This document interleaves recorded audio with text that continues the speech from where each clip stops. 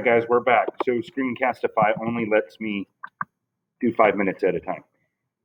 All right, the Golgi processes proteins brought in vesicles from the rough ER. So proteins are made in the rough ER, and then the Golgi processes them. Those are meant for secretion outside the cell. Lysosomes are like little garbage disposals that contain digestive enzymes. They digest either old proteins, or they can digest things like viruses and bacteria.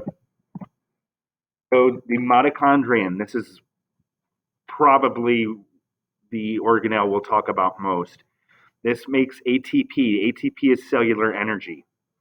It also digests fat, but you're really only going to be focusing on the makes ATP. Sometimes it's called the powerhouse of the cell because it makes energy.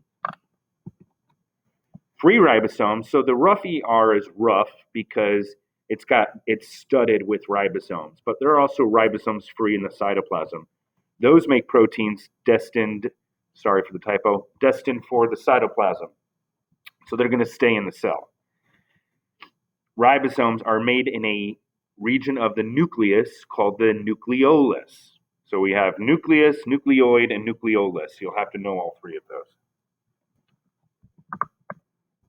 Okay, chloroplasts make glucose from photosynthesis. These are found in plants and algae and some photosynthetic bacteria. Golgi processes, sorry for the mistake, guys. We already talked about Golgi, so we're going to talk about vacuoles. Vacuoles contain fluid.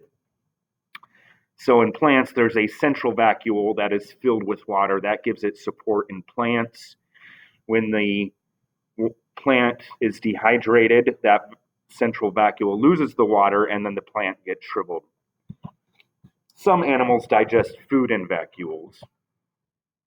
And microtubules move chromosomes during mitosis. So when they line up in the middle, and then when they split apart, it is microtubules that attach to the chromosomes and move them around.